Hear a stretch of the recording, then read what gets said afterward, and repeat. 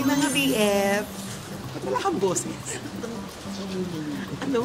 Hulaan niyo na lang kami sinasabi. Hindi po sorry po, nagtatawanan kami. Andito po kami ngayon sa Baclaran Church. Yes.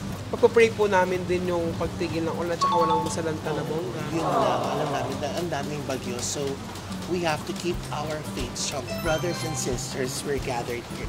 Hindi ko yun Hindi kami sa Baclaran Church, mga BF. So, gusto niyo man namin Jamaica, lakasan ang boses namin.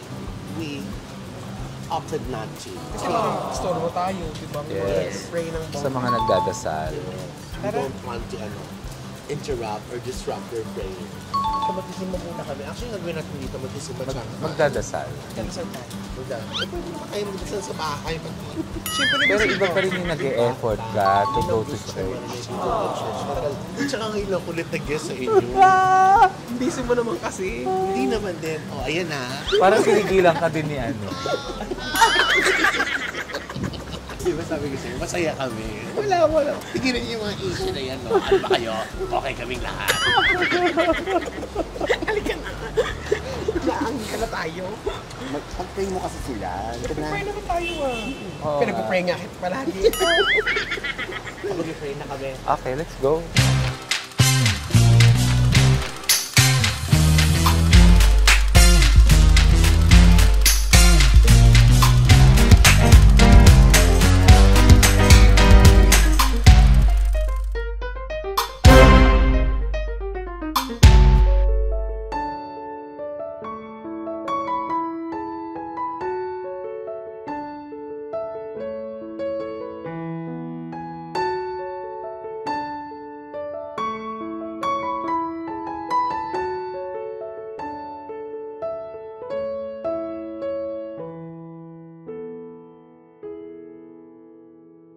Kahit pa bagyo guys, puntahan natin ang trending na kainan sa Baclaran.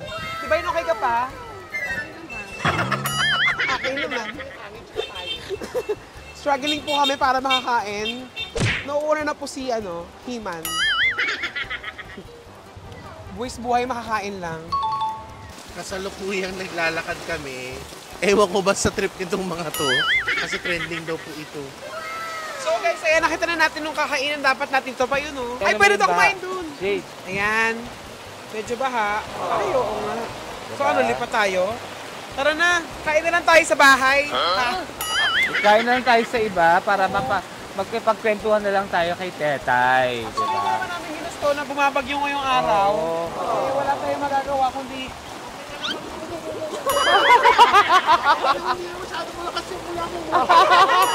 Tara guys, balik na lang tayo next time. Alam nyo guys, ang sinuot kong sa tsinelas yung mataas para hindi mabasa, basa pa rin. Nakakatawa. Si Kitty nagmamadali. Kasi yung payong niya automatic. Automatic na nagsasara. Kitty, may mamili ka ng Red Horse, payong wala.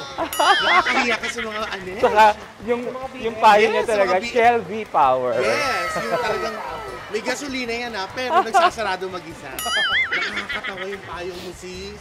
So, lilipat na po kami ng venue. Ang importante, nakapag-church po kami. Ang importante, nagdasal tayo.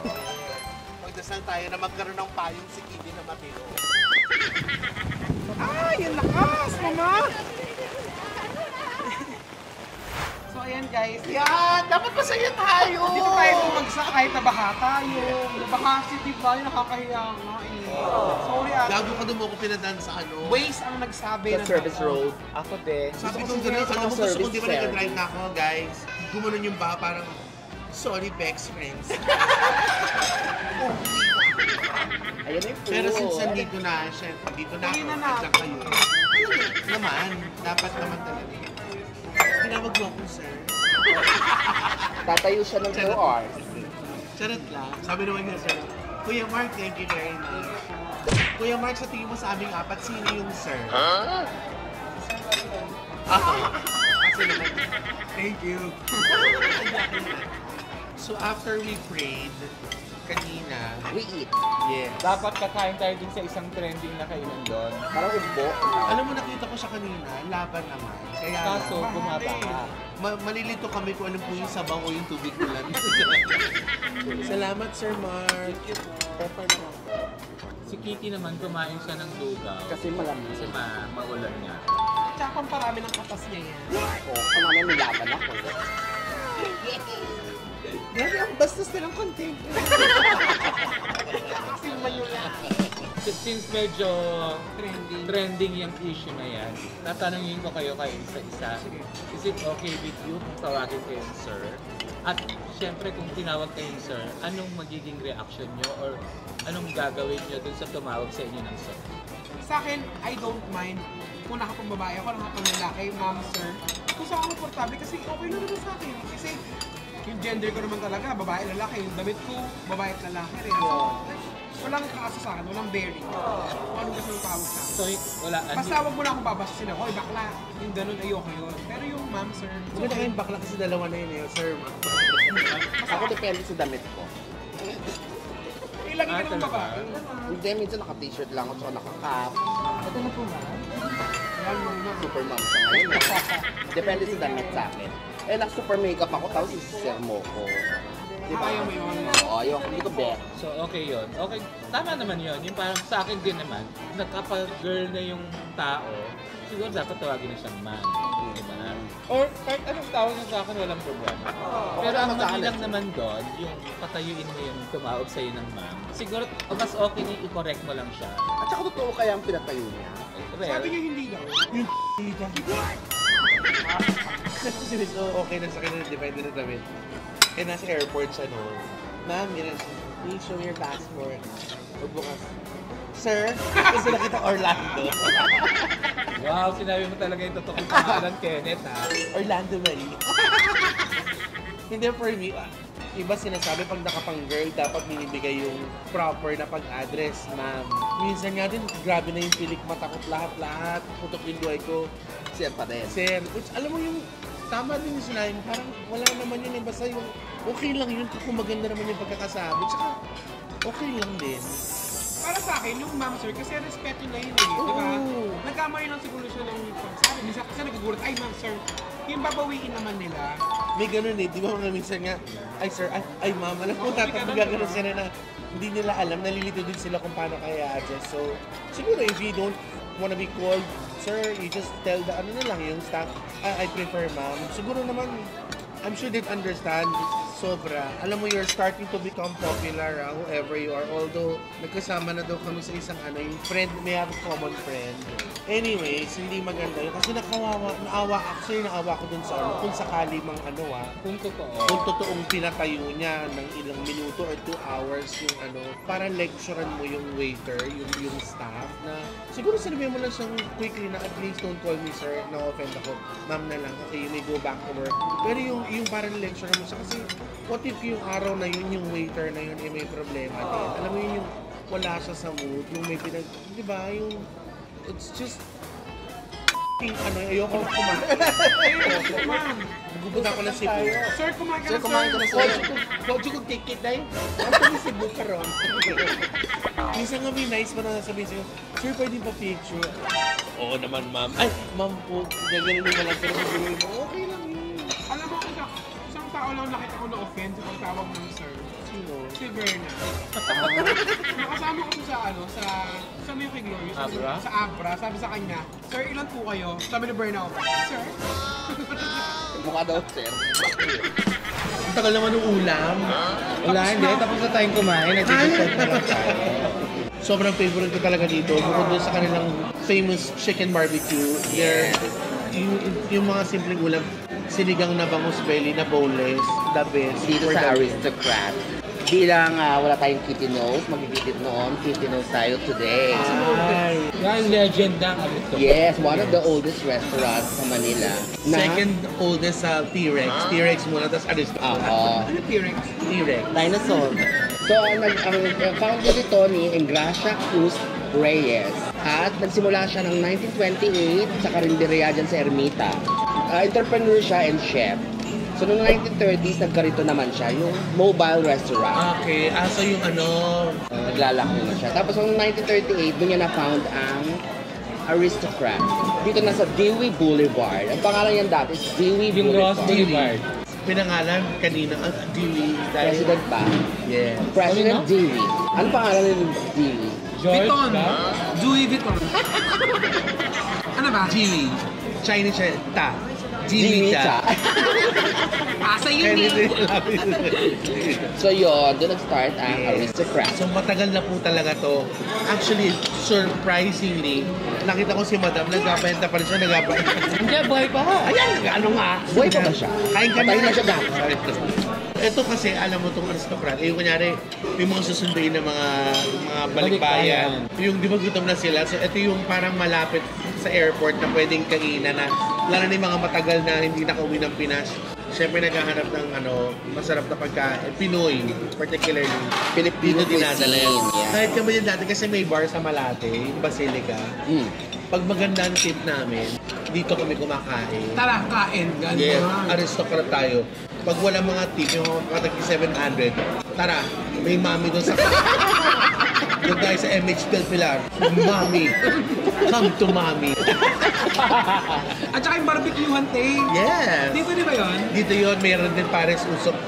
Actually, sa area na to, ang daming kainan. Yun lang kanina, medyo parang, unfortunately, the weather talaga got in the way para mag-enjoy kami doon sa dapat na. Actually, excited na ako. Kaya lang ang fear ko nga lang kanina, baka mamaya habang kumakain kami, hindi ko alam kung doon yung sabaw o yung tubig ko lang. Medyo malamig po yung sabaw. Ay, mambahayan. Nakalagay yan siya kasi natutulog. Pero in fairness, kung masarap yung pagkain, abangan niyo po sa Bextrans because they're gonna do that very soon. Yung Yes. mga chibugan ko. Hopefully with Tesay Alken. Yes, why not? Because I'm down to good food. Tsaka sana umuulan ulit no. Yes. Para baha-baha ulit tayo. Para talagang...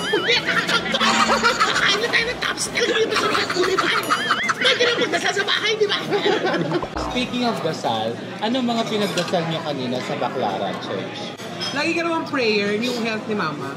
Yung Bex Squad, yung career, at saka peace of mind. Ikaw? Kasi nga, ano sa akin yan eh. Maraming red horse. Gagandi. Baklaran kasi lagi yung inaano niya yung mga wish. Ever since. Ah, talaga. Ginagrant. Pero dati sabi ko gusto kong makabalik sa Saudi, abroad. Next day, nung week na yon, maka-apply ako agad. Mga ganun. So, effective sa akin ang baklaran. Kanina nung pinag-wish mo, pinag-pray mo naman. Ganun pa rin. Health, tapos nag-thank you ako sa career, family and friends. Yun lang. Ako naman, ganun din naman talaga yung mga pinagdadasal ko din. Friends, family, yung career, yung health. Pero alam mo, meron lang akong realization kanina, papunta dito habang traffic. Sa sobrang gutom namin ni Jay, kasi kasabay kasi sa sasakyan din. Oo. Yung naglalako ng Ng kotse. ng mani.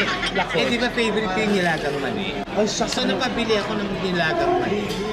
Alam mo yung bigla ko na-realize, pagkaabot niya sa akin, binibutan ko siya ng bayad. Nag-thank you kasi sa sobrang lakas ng ulan, nakukuha pa niya magtinda.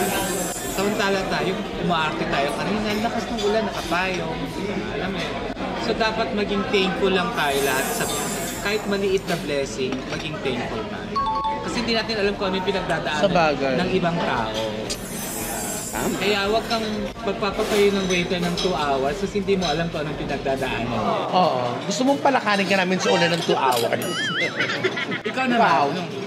Brothers and sisters. Miss, ano bang pinag-pray niyo, Miss Kay? Nako, hanggang dito ba naman? Ginagawa ko na ito twice, minsan 3. Ngayon mo na lang ako inano, gagalit mo. Eto sa'yo pati. Pero this week, 2 lang. Ang saya! Ang saya! Hindi, to be honest, sabi ko kanina, kasi yung nagdadasal na, sabi ko, Lord, una talaga, Lord, huwag niyo po kami hayaan mabaha, makauwi sana kami na maayos. Tapos, pag may ganito, alam ko namang hindi naman tayo ma-apektuhan. Sabi ko, yung mga ibang tao, Lord, huwag na lang silang pababayaan, lalo na yung mga commuters, nakita mo? commuters, lalo na yung mga yung bahay nila na hindi safe or parang hindi build sa mga ganitong klaseng ulan na please keep them safe from harm. Yun talaga yung pinagdasal. Kasi okay naman kaming 4 na maayos yung bubong na sa ibabaw ng ulo namin. So yun po yung talagang pinagdasal ko. Siyempre lahat tayo mami ko, yung health ng mami ko. Tapos work, yung gano'n. Tapos hindi na ako humiling, nag-thank you na lang ako. Alam mo yun, yung kung sabi ko, Lord, kung whatever you're going to give me, maraming salamat po. But ngayon pa lang, I wanna thank you for everything na binibigay niyo sa amin. Ako din, thank you ka lang. Totoo. Promise, I would like to take this opportunity to to explain lang din. Yung, ang dami nagko-comment, yung ganyan-ganyan. Next part is, okay, di ba sinabi ko nun sa isang comment, alam mo yung, ang dami nagsasabi na, sayang yung bahay. Ba't kayo aalis? Ang daming nagawa sa inyo niyan. Na dapat dyan kayo. Tapos sabi ko naman, mas impractical po kung magko-continue pa rin kami mag-rent. Tsaka as far as my memory is concerned is 5 years lang po nakalis yung bahay. So sabi ko, maghihiwa-hiwalay kami ng tulugan, ng tirahan, but still intact po yung Bex Squad, promise. Kasi parang ang dugo po nun eh. Tsaka 5 years lang po talaga yun. I mean, the only thing that's gonna change is yung iba lang yung tirahan namin. Pero yung magkukulab pa rin kami. Bex Squad is gonna be Bex Squad. Dumagdag pa nga si Tami. Ano ba yan? Bago-bago. Dumagdag pa si Tami. So lumalaki pa yung pamilya namin. So walang okay po kami. Sobrang chill lang po kami talaga, promise. So yun, ang mga play namin. Kaya naman, syempre gusto natin pasalamatan si Divine Tetay dahil kung ang tagal na natin siyang hindi nakasama pero andito siya tonight. Anytime. Basta may pagkain laban ako. Paalam ka na ate. Bye. So yan mga BF. Guys, Bye. maraming salamat Keep ha. safe. Opo, subscribe lang po kayo sa lahat ng channel ng Bex Squad. Kung sakaling mapanood nyo to, umuulan pa at may bagyo, please stay dry and safe. Okay? Kung wala naman kayong gagawin sa labas, kagaya namin gusto tumibog. Diyan lang kayo sa bahay, manood na lang po kayo ng mga video namin. Magsopas kayo. Okay na lang, magluto Yes. kayo ng caldo. Yes! Sopa. Lugaw, yan. Ano yung aling lumilipad? Kaya maraming salamat sa pagsama mo sa amin, pati sa paglibre mo sa amin. Thank you. Yan talaga ba? Nabaha na nga ako. Guys, thank you so much, Bex Press. Thank you so much, mga BF. Bye BF.